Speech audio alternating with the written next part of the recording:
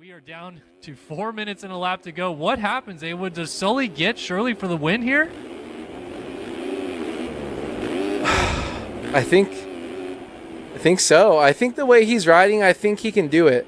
With the amount of laps we have and how much time he's brought it down, 3.5 seconds when we just last checked, now down to 1.7. So he cut that in half, and that was only a lap or two ago. I think that as time gets down, Seth Shirley knows that he can't do much more, and maybe he's just a little bit defeated. And I think he might just be a little bit distracted or not able to focus as much. Wants to finish strong, but man, look at this. Avoiding pileups. He's the first one through. Sullivan just has a little bit more room. Look at that off the track. Here we go. Rear wheel to rear wheel. Oh my gosh, what is happening? Sullivan checks up a little bit and just allows Shirley to have the line for the time being, regroups.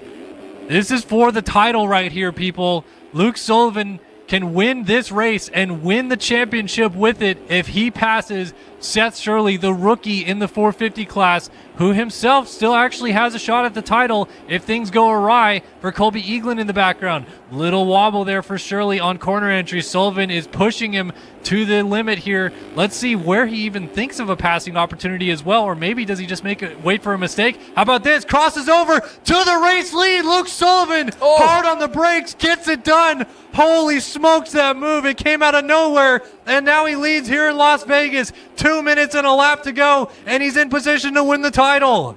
Yeah, you saw him when he moved over on him right there. Almost lost it. Got a little bit of head shake, started swapping, but was able to control it. Look at this. Seth Shirley looked like he was going to go up the inside and make a pass back, and this would change everything. It's crazy because it's changing Luke Sullivan. Colby Eaglin is just sitting back there praying that something happens up front. Luke Sullivan needs to go down, or Seth Shirley needs to make a pass back for anything to be good for Eaglin back there in third. Just wasn't able to do enough. But what if these two get into it? Shirley doesn't look like he's giving up. I do think he has a little bit less speed through the section that they're coming up to. So Sullivan probably going to pull away, but either one of these riders go down and this thing could change again in a heartbeat. Luke Sullivan is coming to the white flag, this time by one more lap for all the glory for Luke Sullivan, who was third in the first moto. He went 3-1 at Charlotte to win the opening round of the playoffs. He got second last week in Texas at Texas Motor Speedway, and then comes right back again this week trying to go 3-1 and win the World Championship for 2024. It's been a valiant return to racing after missing a lot of the outdoor season. He has been so good, and he sits on the precipice of glory in MX Simulator. Yeah, the crazy thing is right now, Luke Sullivan, his gap back to Seth Shirley is 12 seconds. So honestly, if he goes down, falls off the bike, he still will most likely get up in front of Seth right there and still hold this position. That's a problem, because if Shirley crashes now, Eagland will move into second place and go 1-2 to the 3-1 and win the championship. So he absolutely needs Seth Shirley to stay on two wheels here. That's wow. Yeah, I mean, this whole time Eagland was praying for something to happen to either Luke Sullivan and for Shirley to keep it on two wheels. Now he's begging Seth Shirley to actually go down so that he's able to get that position. And Seth Shirley, for someone who was in the title fight, winner take all, and then after the first moto getting fifth, kind of seemed mathematically impossible once he got into the lead. He still has a huge Oh my goodness, that was a lapper who I believe was Eagland's teammate that was trying to mix things up right there with Seth Shirley. It doesn't go in the favor though, and right now, at least provisionally speaking, this is going to be it right here. Here it comes. He's going to win Las Vegas with a 3-1. Luke Sullivan wins here in Las Vegas to put the heat on Colby Eaglin, and with Seth Shirley coming to the line to finish second, that should be enough. Luke Sullivan is the 2024 MX Simulator World Champion.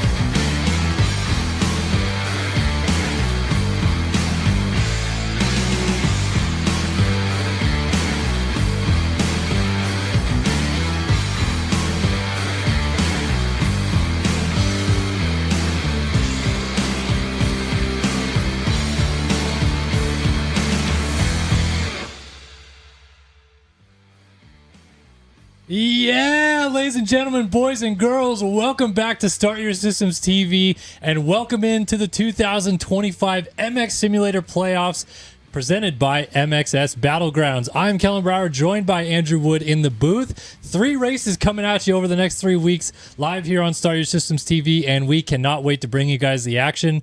First of all, we're back. MX Simulator Racing live on SYS TV. So exciting, A Wood, ready to bring the action here tonight. We're back. I'm scared. I might have forgot how to talk, clearly, but it's really good to be back. SMX series is going to be great. The next 3 rounds coming to you live every Wednesday night. So, yeah, I've been waiting a long time for this, and we missed you guys during outdoors, but we're back, baby. We are so back, and a good time to come back too, right? The playoffs, 3 races on the line. These guys trying to go for glory to finish up a long season in MX Simulator. Obviously, we weren't here for all of outdoors, and we'll kind of brief you guys on what happened with that in just a minute. But 17 rounds of Supercross. We obviously had the 11 rounds of outdoors, and now 3 more races to decide who's going to be the world champion in MX Sim in 2025. Yeah, and if last year showed us the first time that we did it in MX Simulator, that it can come down to the wire. It'll be some great racing, and yeah, these tracks are going to be interesting. You've already seen 2 of them in real life. Hopefully the racing is even better. I think it will be than it was there, and going to be a good show for everyone. Yeah, well, let's talk about that, right? We have seen these tracks in real life, which is a little different than what we're used to in MX Simulator. Normally, we race the races before the real life races actually happen. So in this version, we've already seen what the real life race presents itself. You said it's going to be better in MX Sim. Why do you think that is? Yeah, I mean, I just think that there's a little bit more parity, I think, in the game. Yeah, you can see people. You know, you go into Supercross, you know Braden Carter is going to be good. He's going to be up there battling. You go into outdoors, you know who the specialists are. I think in this SMX, you know, we looked at it last year with Braden Carter. He didn't really maybe live up to it with the hybrid tracks. And I think that everyone has their own time to shine on these races. This is going to be a little bit more outdoor focused, I think. Seeing the track, all the ruts, it's very rough. And it will be a lot like real life, the racetrack being really rough and rutted. But I think there's just a little bit more parity, and I don't think you just see Seth Carr, who has been dominant lately in the 450 class. I don't think you see him just off the rip dominating here. I think he's got a lot of competition. Well, like you mentioned, Seth Carr dominating in the 450 class, which may take some people aback. Obviously, when we left with the SYS TV broadcast, it was Colby Eaglin, the 2025 Supercross champion. Braden Carter challenged him all the way to the line. But if we look at our playoff seedings coming into this one, Seth Carr on top, Frank Jackson, Tyler Lang, Jeremy Siebold, Shirley Leclerc, Carter. Then we get all the way down to Eaglin, the guys that battle for the Supercross title.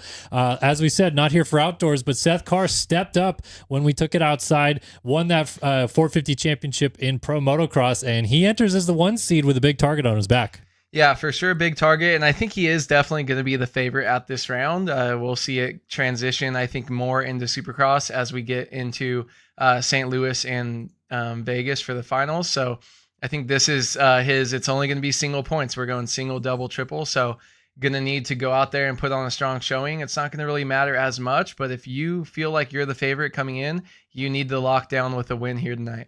And another thing to talk about in this 450 seating, you may notice 14th in seating, our defending champion of this series, Luke Sullivan, who will be running the number 1 plate tonight. He's waited a long time to be able to run this number 1 plate, but he will be on it tonight. Enters a little bit down in the seating, but as we saw with Sully last year, specifically in the playoffs, he did not enter the playoffs with a good seating either. He missed a lot of outdoors last year, and then eventually won the opener, won the finals, and won this championship. So even someone like him, 14th coming in, he still has a shot at winning this thing. Yeah, I agree. It's going to be a lot of work, though, but the way the point structure happens here in SMX is definitely going to help him out. I think that you're going to look for Luke Sullivan. Honestly, anybody outside the top 5, you're going to look for them to try to be on the podium here. You know, if Eaglin, Carter, Leclerc, any of those guys, all the way back to Sullivan, Hubbard, who was really excellent last year as well in SMX, if those guys have a good result here today, then you can kind of start talking to them about maybe favorites as we're transitioning back into more of the Supercross part of the super motocross, where maybe they struggled in outdoors a little bit. And then talking about the 250 class below, Braden Tharp was able to win a title indoors, as was Cade Matherly. Matherly then jumped up to a 450 outdoors and qualified P10 in the 450 standings coming into this. But Tharp kept the ball rolling, obviously rolls in as the 1 seed. But, I mean, man, any of these guys, as we saw last year, Rasmus Balzer snuck up and won this championship. He's not even in the top 20 in seeding this year. It really could come from anywhere in this 250 class. Yeah, I agree. And I think you will see with Carr and Tharp both respectively winning their classes outdoors. There's a lot more points that you get from outdoors over, even though it's 11 rounds, because you have 50 possible every single weekend. So I think you see this seeding maybe favored a little bit towards the outdoor specialists. And I think some of the lower seeding guys that are really good in Supercross are going to really have a chance to kind of jump up and try to take this Super Motocross playoff championship here as we get into it. But this one, I do think this round is very heavily favored towards the outdoor guys, but it's going to be really tricky. You guys will see the track here soon. It is deep and rough. Yeah, it's a gnarly track. This track is going to be deep and challenging, no question about it. And talking about just qualifying for this race tonight, let's go ahead and pull up our quali times onto our screen right here. We're looking at the entry list, so we got to jump over to qualifying. Here's your 250 qualifying so far. We have about 2 minutes before the clock stops. And then obviously behind that, it is going to be chaos. So Cash Woods right now a 152.2 on top over Delaire's 153.3.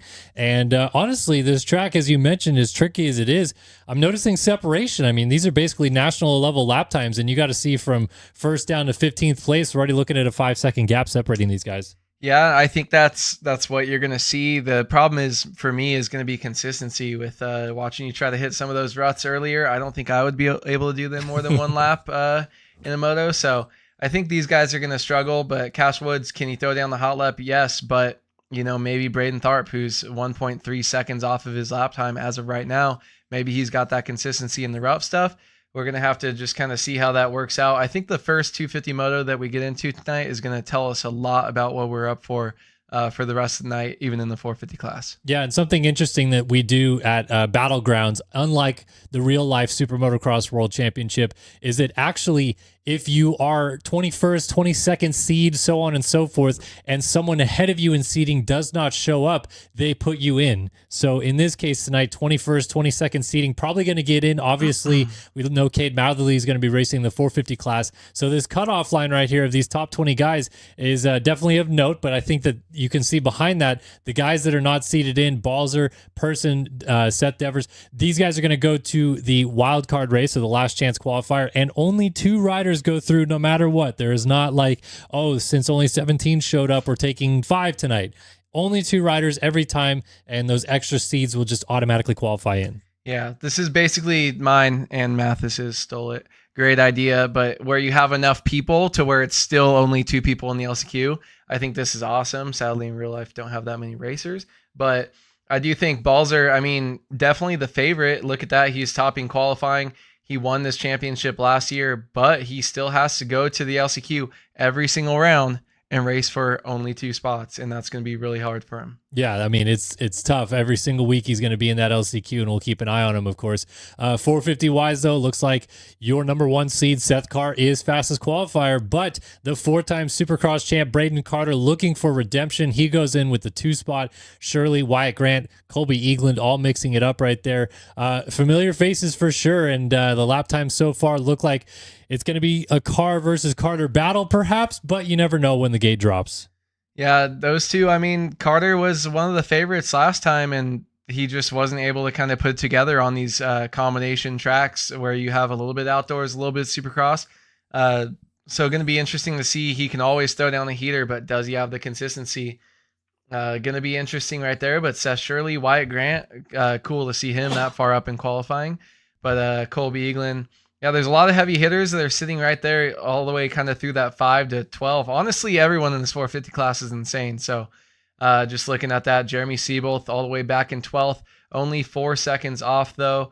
And these guys, they have limited time on the track. So it's really going to be interesting to see kind of who's maybe just a slow learner. These are long lap times, you know, so it's tricky to put in a really good one, and maybe they'll lock in by the time the race comes. But John Howman with that last seeded spot with a 2:01, but then Walter Gebhardt, he's the first one in with a really close lap time to what those top guys are running. Yeah, this is going to be fun. These LCQs, man, they are going to be intense. And it sounds like 22 riders in both of them. Yeah, I mean, we can see all the way back to 42nd place. Some of these guys not even going to be able to make it into the show based on their qualifying time. So it is just about go time. We're going to go ahead and jump into the server and get you guys to watch this race here this evening. But yeah, so much fun to be had. Can't wait to drop the gate here in just a few moments, and if we can, we might be able to show you guys the track real quick as well. I'm going to try to play here as Seth Carr. I was doing a little bit of photo work earlier, but hey, first of which, Awood, we got to talk about split start. I know it's been a while since we've seen it in the real life race, but split start comes together right here, and I feel like there's going to be some chaos of these guys trying to get through these first couple of corners together. Yeah, and I don't think this is crazy to say, but I do think that the people turning left first are going to be heavily favored.